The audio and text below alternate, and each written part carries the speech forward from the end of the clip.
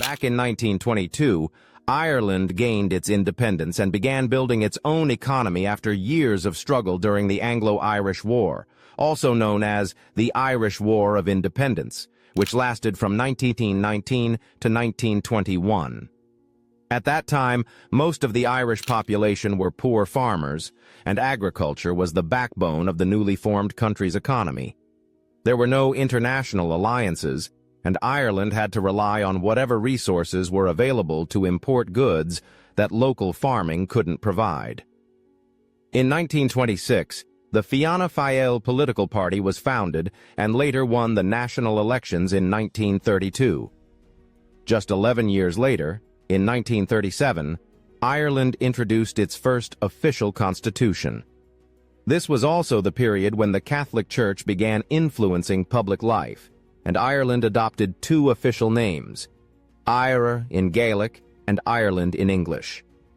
In 1938, Douglas Hyde was elected as the first president of Ireland, serving until 1945.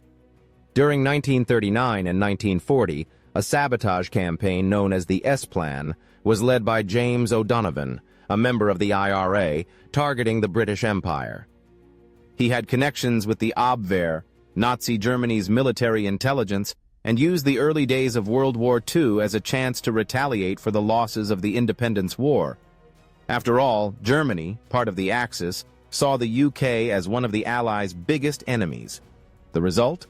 Over 300 explosions, 10 deaths, and 96 injuries.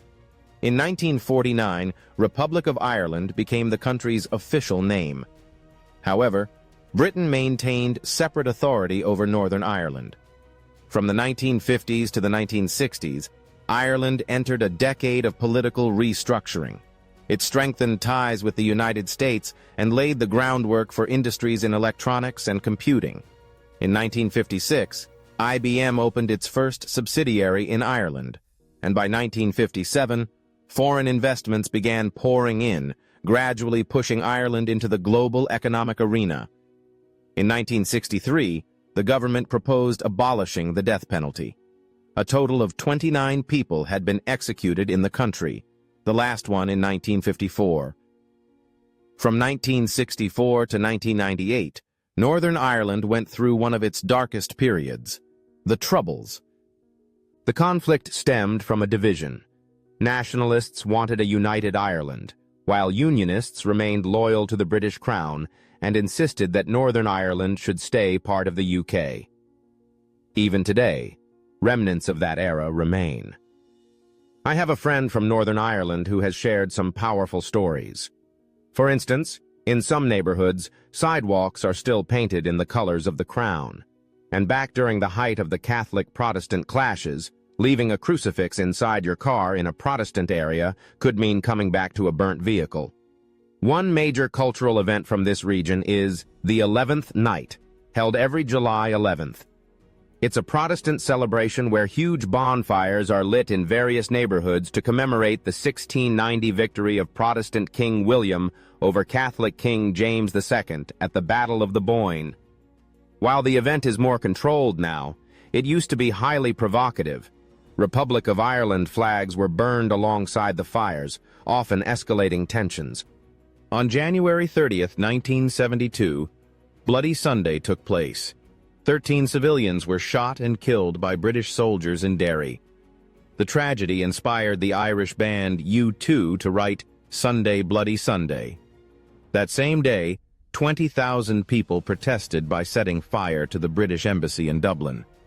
This event reignited IRA activity, leading to more violent incidents and assassinations. This turbulent period includes many other stories, ones that deserve a video of their own.